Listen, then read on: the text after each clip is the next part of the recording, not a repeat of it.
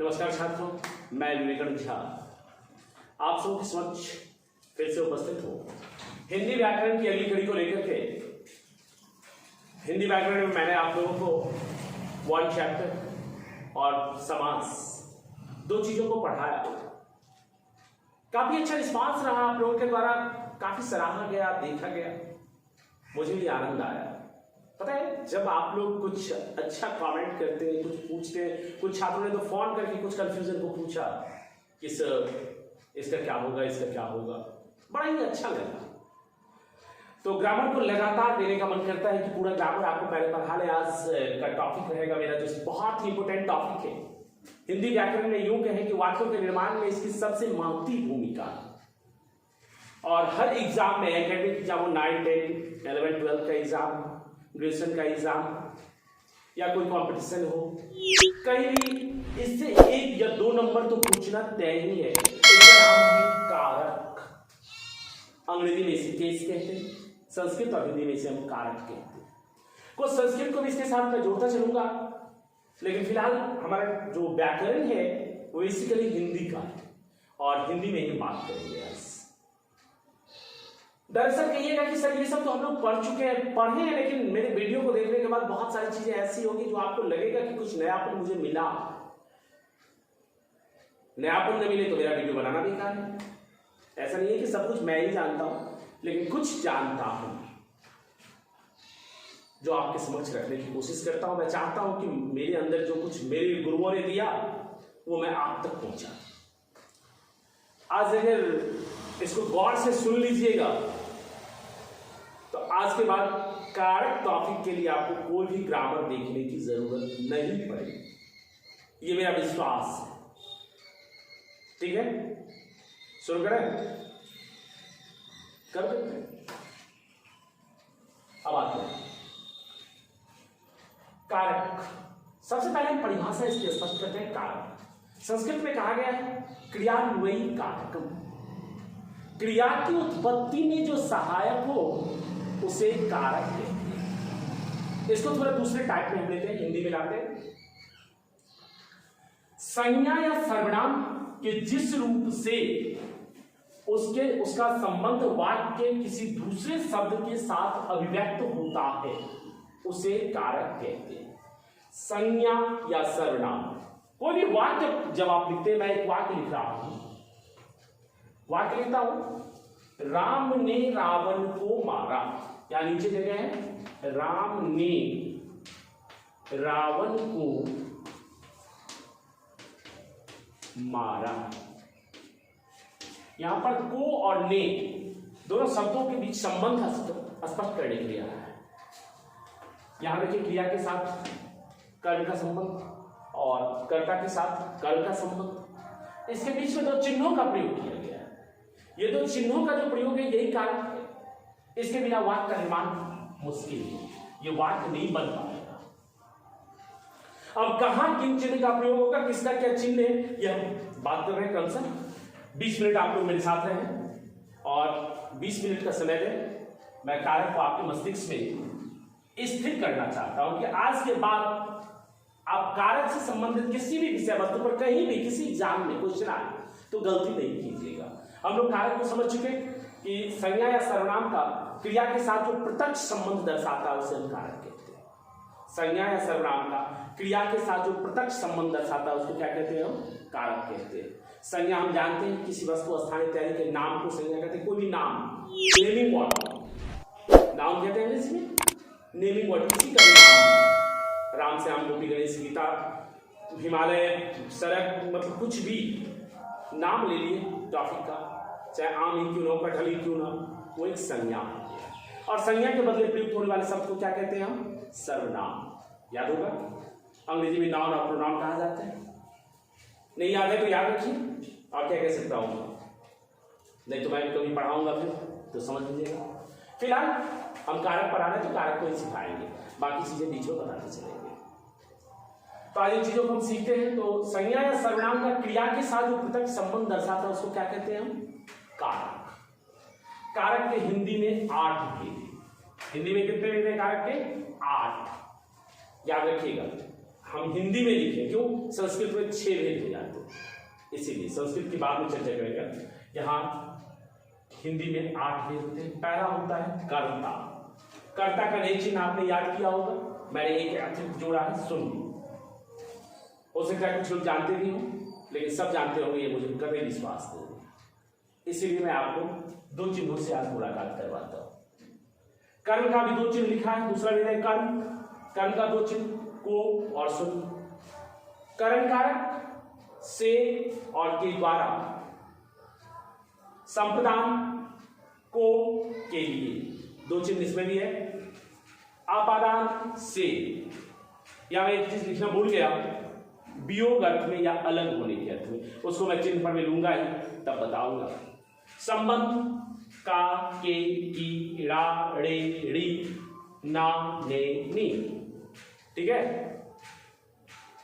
बाद में बात करते हैं, फिलहाल तो हम दे देते हैं आपको।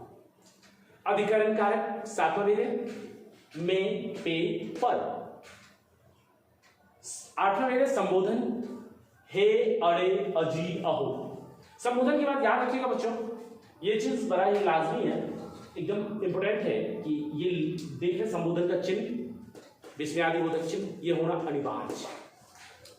अब बात करते हैं हम, कारक की परिभाषा समझ चुके, कारक के भेदों का नाम जान चुके। अब इसमें जानना क्या है हमको, इन चिन्हों का प्रयोग कहां होता है, क्या होता है। तो सबसे पहला भेद क्या है, कर्ता। कर्ता की परिभाषा क्या होती है, जो काम करे उसे हम कर्ता कहते हैं। राम जाता है, राम जाता है, तो जाता है, इसमें कर्ता कारक क्या हो गया, राम, क्योंकि तो जा कौन रहा, तो राम जा रहा है, तो जो क्रिया करता है उसे हम कर्ता कहते हैं। कर्ता में 2 चीज आ सकता है, संज्ञा या सर्वनाम। राम की जगह हम वह दे सकते हैं, वह जाता है, तो वह हो गया उसमें कर्ता कारक। यहां हमने नाम लिखा है, राम जाता है, तो राम हो गया कर्ता कारक, ठीक है। अब इसको समझने के बाद हम यहां पर जो मेन टॉपिक्स आपको समझाना चाह रहे हैं, वो मेरा टॉपिक क्या है, वो टॉपिक है ने और शून्य का। अब जो वाक्य आपके समक्ष मैंने रखा है, इसमें ने चिन्ह नहीं है, तो इसका मतलब ये तो नहीं है कि इसमें कर्ता कारक का प्रयोग नहीं किया गया है, कर्ता नहीं है, ऐसा मानेंगे। कर्ता तो है राम, लेकिन ने चिन्ह का प्रयोग कहां होता है, तो ने चिन्ह। अब ये क्वेश्चन भी कई बार बोर्ड में पूछा जा चुका है, और अन्य जगहों पर जब लॉन्ग क्वेश्चन लिखने की जरूरत होती है तो पूछ लेता है कि कर्ता के ने चिन्ह का प्रयोग कहां। तो मोटे तौर पर अगर हम कहें तो भूतकालिक क्रियाओं के साथ कर्ता के ने चिन्ह का प्रयोग। काल 3 होता है, वर्तमान, भूत और भविष्य। तो भूतकाल का जो क्रिया होता है उसमें कर्ता के ने चिन्ह का प्रयोग होता है। जैसे राम ने रावण को मारा, तो राम ने रावण को मारा, मारना क्रिया समाप्त हो चुकी है, क्रिया समाप्त हो गई है, तो कर्ता का ने चिन्ह आ गया। लेकिन वह जाता है, राम रावण को मारता है, तो राम रावण को मारता है होने के कारण ये वर्तमान काल में आया, क्रिया भी चल रही है, संपन्न हो रही है, पूर्ण नहीं हुई, तो कर्ता का ने चिन्ह नहीं आया। यानी कि मोटे तौर पर हम जब समझे कर्ता के ने चिन्ह का प्रयोग कहां होता है, भूतकालिक क्रियाओं के साथ। उसमें भी एक भूतकाल का भेद है, अपूर्ण भूत। अपूर्ण भूत, इसके साथ कर्ता के ने चिन्ह का प्रयोग नहीं होता है। अपूर्ण भूत वर्तमान काल और भूत और भविष्य काल। अपूर्ण भूत वर्तमान काल और भविष्य काल।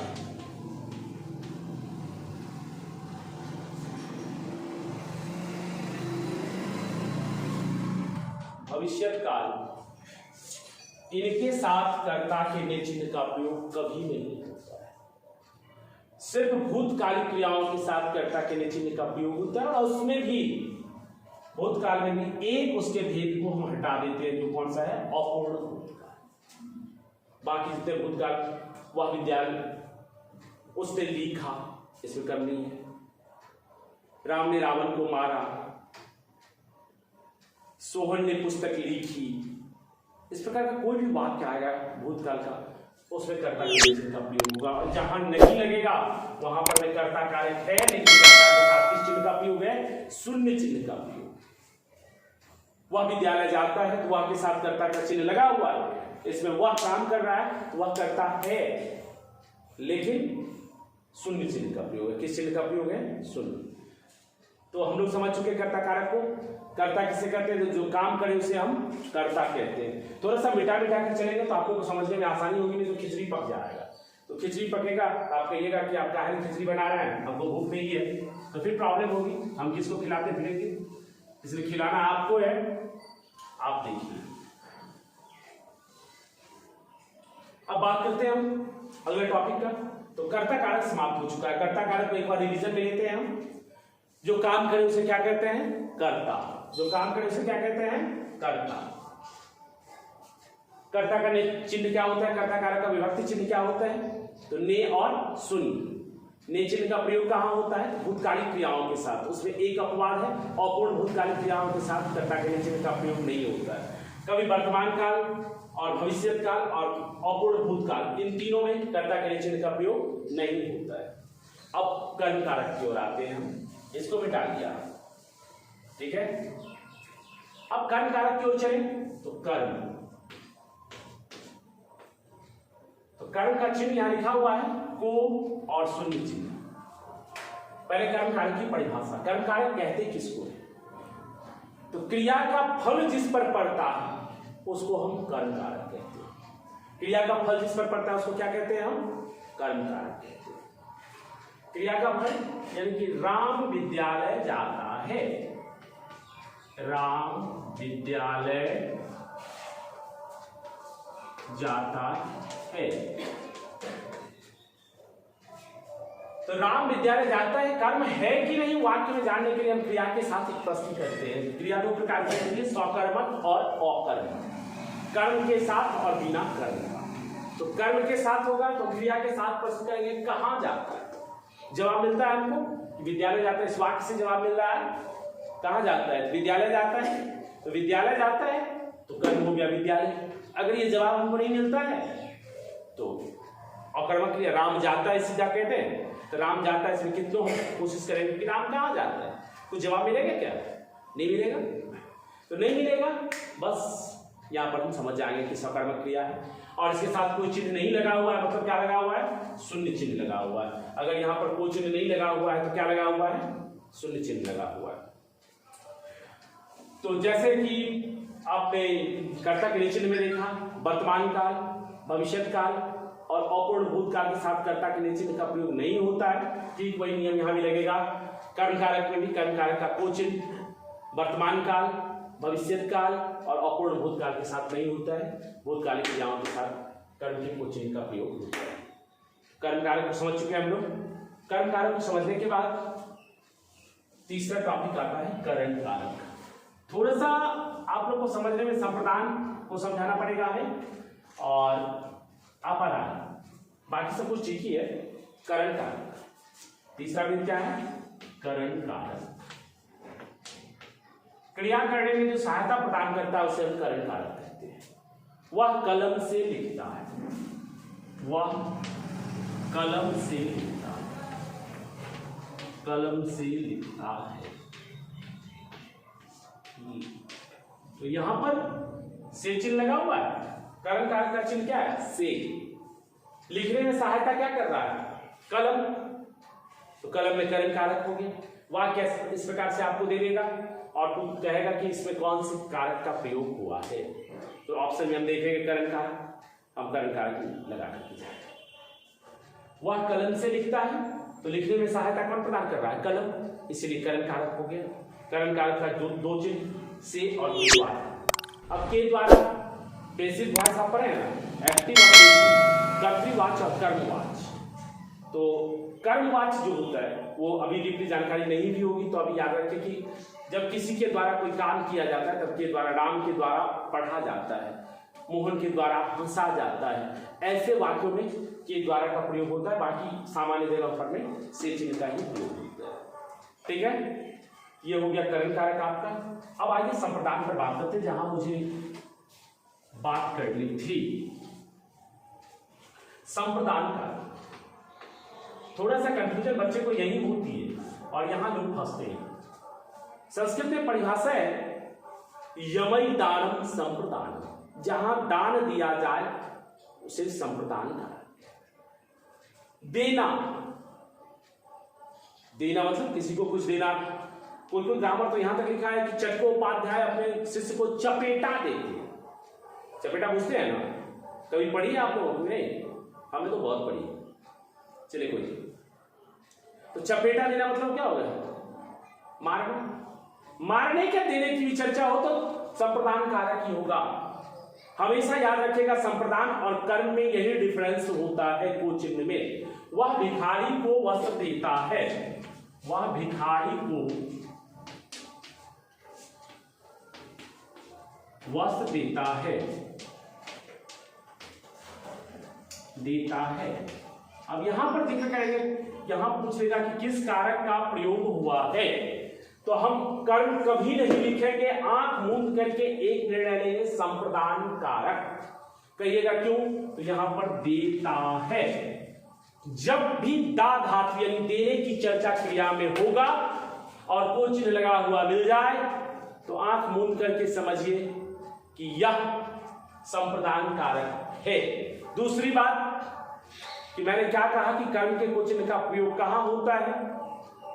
तो भूतकालिक क्रियाओं के साथ। अब यहां वर्तमान काल की क्रिया है और को चिन्ह का प्रयोग हो चुका है, यह भी स्पष्ट करता है कि यह संप्रदान कारक का चिन्ह है। उससे सबसे आसान मैंने आपके समक्ष यही रखा कि देता है, दा धातु, देने की चर्चा होगी तो संप्रदान कारक। या जहां किसी के लिए कोई वस्तु होगी, जैसे मोहन के लिए पुस्तक, सोहन के लिए लड्डू है, मिठाई है, जो भी मन में आता है, बोल दीजिए किसी के लिए कोई वस्तु हो, राम के लिए वस्त्र है, किसी के लिए कोई वस्तु हो तो संप्रदान कारक आ जाए। के लिए चिन्ह लगा हुआ मिल जाए तो संप्रदान कारक हो गया। और को चिन्ह तब मिलेगा जब क्रिया में क्या होगा? देने की चर्चा हो।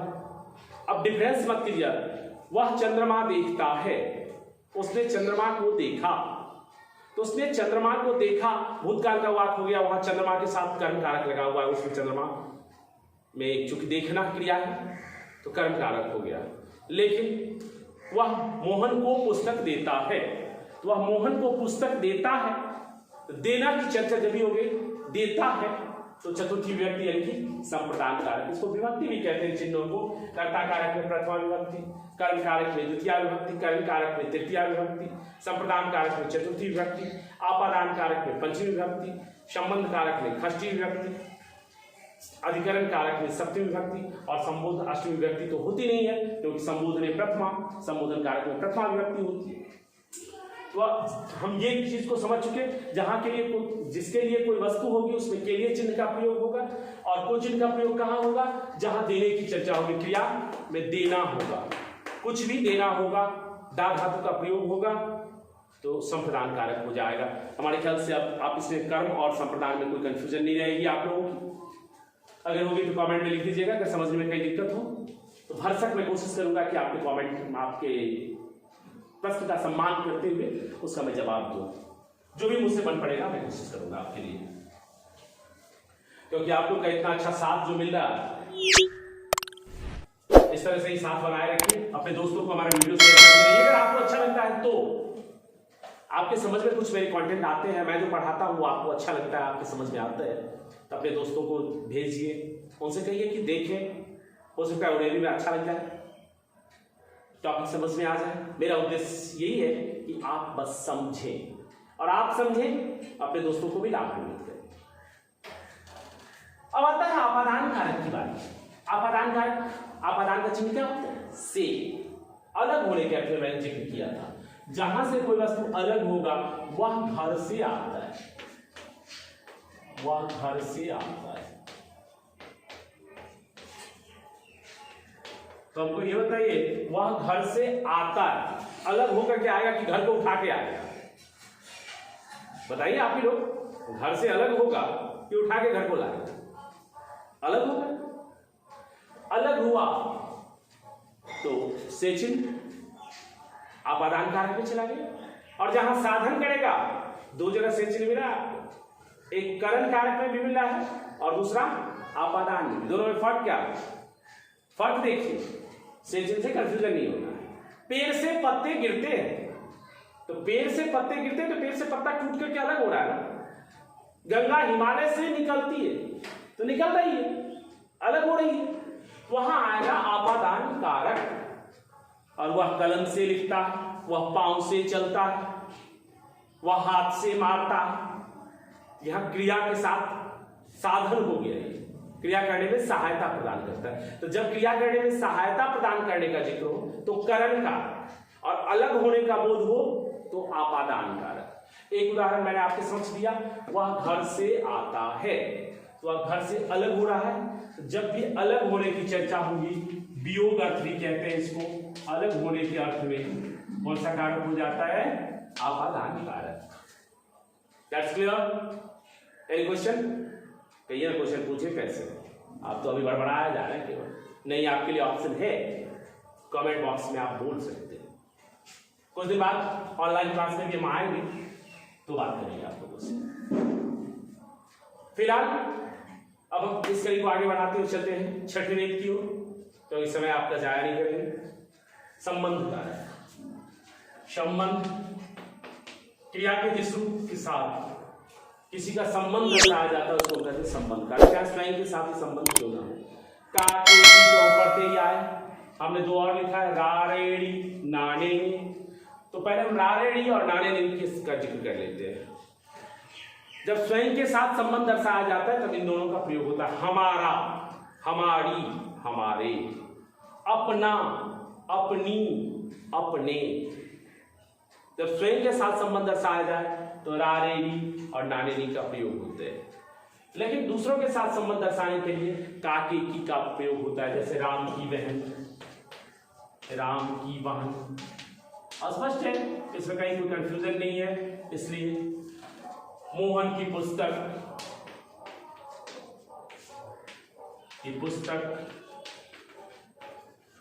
तो इसको हम आसानी से समझ सकते हैं कि काके की संबंध दर्शाया जाता है। अब अधिकरण कारक, जिससे क्रिया के आधार का ज्ञान होता है, उसको हम कहते हैं अधिकरण कारक। जैसे कि पेड़ पर चिड़िया है, तो पेड़ पर चिड़िया है, चिड़िया है, पर आ गया। चिड़िया का आधार क्या है? पेड़। पेड़ पर बैठा हुआ है, वो पेड़ पर बैठा हुआ है तो पेड़ हो गया आधार, इसके साथ अधिकरण कारक लग गया। अब अगला जिक्र आता है, जैसे तालाब में मछलियां हैं, तो मछलियां कहां हैं? तालाब में है, तो उसका आधार क्या हो गया? तालाब, उसको गया अधिकरण कारक। इसके बाद अगला भेद आता है मेरा संबोधन। तो पुकारने या चिल्लाने को संबोधन करते हैं, हे राम, हे कृष्ण। ऐसे जब हम चर्चा करते हैं तो संबोधन कारक कहलाता है। और संबोधन के बाद ये याद रखिएगा, ये चिन्ह निश्चित तौर पर, विस्मयादिबोधक चिन्ह निश्चित तौर पर होगा, तभी संबोधन कारक कहलाएगा। विस्मयादिबोधक चिन्ह नहीं होगा, संबोधन कारक नहीं कहलाएगा। तो ये कारक का संक्षिप्त परिचय था। अब एक ऐसा वाक्य हम बोल रहे हैं जिसमें कारक का 8वां चिन्ह आपके समझ आ जाए। देखिए, और आप लोग समझने की कोशिश कीजिएगा, इस वाक्य में ढूंढिएगा। आप लोग आपके लिए वर्क देखे हम। हे भक्तजनों, संबोधन का चिन्ह दे दीजिए। हे भक्तजनों, संबोधन का चिन्ह दे दीजिए। श्री राम ने अयोध्या से लंका में जाकर सीता के लिए हनुमान तथा सुग्रीव आदि की सहायता से रावण को मारा था। फिर से एक बार बोलते हैं, हे भक्तजनों, श्री राम ने अयोध्या से लंका में जाकर सीता के लिए हनुमान तथा सुग्रीव की सहायता से रावण को मारा था।